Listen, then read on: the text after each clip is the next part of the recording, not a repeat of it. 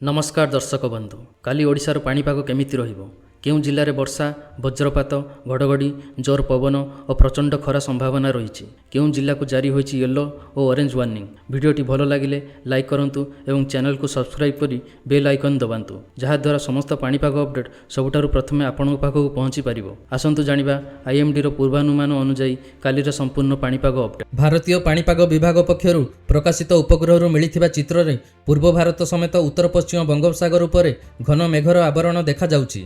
एही सैटेलाइट चित्र अनुसार बंगोपसागर लगातार आर्द्र वायु ओडिशा आड़क प्रवेश करुछि। यार प्रभाव में उत्तर उपकूल एवं मध्य ओडिशार अनेक अंचल में घन मेघ सक्रिय रही एवं वर्षार अनुकूल परिस्थिति जारी रही। विशेषकर केन्दुझर मयूरभंज बालेश्वर भद्रक जाजपुर कटक केन्द्रापड़ा जगतसिंहपुर ढेंकानाल अनुगुल और खोर्धा जिले में केतेक स्थान में वर्षा सह वज्रपात होबार संभावना रही। अन्यपटे दक्षिण ओडिशारे मध्य विच्छिन्न भाव मेघ सक्रिय रही किछि अंचल हालुकारु मध्यम धरणर वर्षा होइपारे।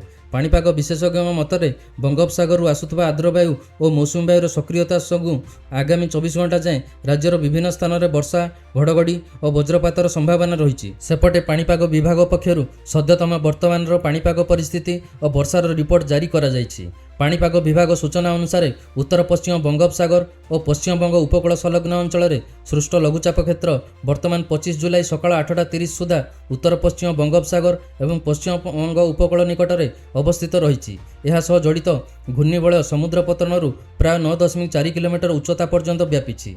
आसंता 2 ରୁ 3 दिन मध्य एही लघुचाप सही अंचल रही आहुरी सक्रिय और सुदृढ़ होबार संभावना रही। मौसुमी अक्षरेखा वर्तमान जैसलमेर दक्षिण पश्चिम राजस्थान लघुचाप केन्द्र शिवपुर दतिया सिद्धि डाल्टनगंज दे उत्तर पश्चिम बंगोपसागर और पश्चिम बंग उपकूल लघुचाप केन्द्र पर्यंत विस्तारित रही। सेठारु यह उत्तर पूर्व बंगोपसागर अभिमुखे प्रसारित होइछि एवं समुद्र पतनरू प्राय 1.5 किलोमीटर उच्चता पर्यंत व्यापी। गत 24 घंटे राज्यर अनेक स्थान में हालुकारु मध्यम वर्षा होइथिला बेले सुंदरगढ़ और मयूरभंज जिलार केतेक स्थान में प्रबल वर्षा रेकर्ड करा जायछि। सर्वाधिक वर्षा सुंदरगढ़ पानपस एवं मयूरभंजर बिजातलारे 10 सेंटीमीटर लेखाएं होइछि। या छड़ा राउरकेला 8 सेंटीमीटर लाठीकटा और राजगांगपुर रे 7 सेंटीमीटर वर्षा होइछि। भुवनेश्वर विमान बंदर रे 4 सेंटीमीटर वर्षा रेकर्ड करा जायछि।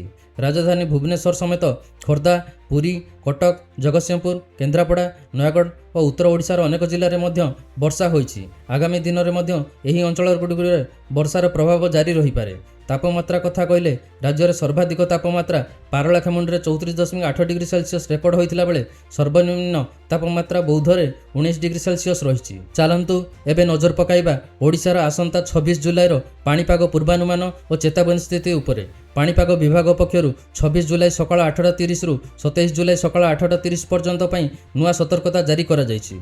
सबुठारु बड़ खबर होउछि केन्दुझर जिला पई रेड वार्निंग जारी करा जायछि। एही जिल्ला रे केतेक स्थान रे प्रबल रु अति प्रबल वर्षा सह क्वचित अत्यधिक प्रबल वर्षा हेबार आशंका रही। फल जलबंदी रास्तार पानी जमिबा एवं जनजीवन प्रभावित होबार संभावना रही। ऑरेंज वार्निंग जारी होइछि सुंदरगढ़ झारसुगुड़ा संबलपुर देवगढ़ बरगढ़ अनुगुल ढेंकानाल कटक एवं मयूरभंज जिला यही सबु जिले में प्रबल रु अति प्रबल वर्षा वज्रपात और घंटा प्रति 30 ରୁ 40 किलोमीटर बेगर झड़ पवन बहीपे। येलो वार्निंग जारी करा जायछि बालेश्वर भद्रक जाजपुर केन्द्रापड़ा जगतसिंहपुर खोर्धा पुरी नयागढ़ बौद्ध सोनपुर बलांगीर कलाहांडी एवं नुआपड़ा जिला यही जिला गुड़िक केतेक स्थान में प्रबल वर्षा वज्रपात और दमका पवन बहिबार संभावना रही।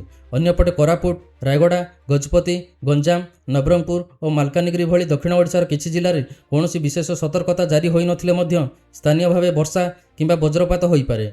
पाणीपाग विभाग लोकमानकु वर्षा समय खोला स्थान में न रहिबा बड़ गछ तले आश्रय न नेबा एवं अनावश्यक यात्रा को एड़ाइबाकु परामर्श देइछि।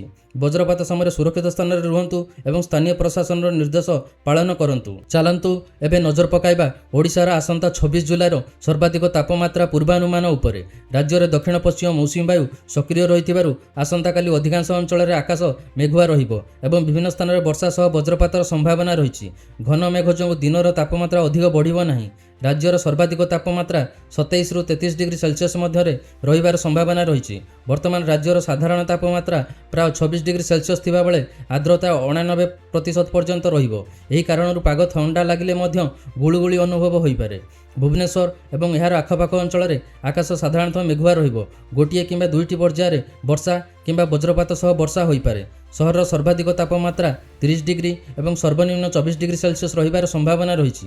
କଟକ ଓ ପୁରୀ ଭଳି ଉପକୂଳ ଅଞ୍ଚଳରେ ସର୍ବାଧିକ ତାପମାତ୍ରା 31ରୁ 33 ଡିଗ୍ରୀ ମଧ୍ୟରେ ରହିବ। ଭଦ୍ରକରେ ସର୍ବାଧିକ ତାପମାତ୍ରା ପ୍ରାୟ 31.5 ଡିଗ୍ରୀ ସେଲସିୟସ୍ ପର୍ଯ୍ୟନ୍ତ ପହଞ୍ଚିପାରେ। ଅନ୍ୟପଟେ ପଶ୍ଚିମ ଓ ପାହାଡ଼ିଆ ଜିଲ୍ଲାଗୁଡ଼ିକରେ ଘନ ମେଘର ପ୍ରଭାବ ଯୋଗୁଁ ଦିନର ତାପମାତ୍ରା 27ରୁ 29 ଡିଗ୍ରୀ ସେଲସିୟସ୍ ମଧ୍ୟରେ ସୀମିତ ରହିବ। ସମୁଦ୍ରକୂଳ ପାଇଁ ବଡ଼ ସତର୍କତା। ଓଡ଼ିଶା ଉପକୂଳରେ ଘଣ୍ଟା ପ୍ରତି 40ରୁ 50 କିଲୋମିଟର ବେଗରେ ଦମକା ପବନ ବହିପାରେ ଏବଂ ବେଳେବେଳେ ଏହାର ବେଗ 60 କିଲୋମିଟର ପ୍ରତି ଘଣ୍ଟା ପର୍ଯ୍ୟନ୍ତ ବଢ଼ିପାରେ। ଏହା ସହ 25ରୁ 27 ଜୁଲାଇ ପର୍ଯ୍ୟନ୍ତ ସମୁଦ୍ର ଅଶାନ୍ତରୁ ଅତ୍ୟନ୍ତ ଅଶାନ୍ତ ରହିବାର ସମ୍ଭାବନା ରହିଛି। ତେଣୁ ମତ୍ସ୍ୟଜୀବୀମାନଙ୍କୁ 27 ଜୁଲାଇ ପର୍ଯ୍ୟନ୍ତ ସମୁଦ୍ରକୁ ନ ଯିବା ପାଇଁ ପାଣିପାଗ ବିଭାଗ ପରାମର୍ଶ ଦେଇଛି। ଦର୍ଶକ ବନ୍ଧୁ, ଏହି ଥିଲା ପାଣିପାଗର ସମ୍ପୂର୍ଣ୍ଣ ଅପଡେଟ୍। ସମସ୍ତେ ସତର୍କ ରୁହନ୍ତୁ ଓ ସୁରକ୍ଷିତ ରୁହନ୍ତୁ। ଆପଣଙ୍କ ଜିଲ୍ଲାରେ ପାଣିପାଗ ସ୍ଥିତି କମେଣ୍ଟ କରି ନିଶ୍ଚୟ ଜଣାନ୍ତୁ।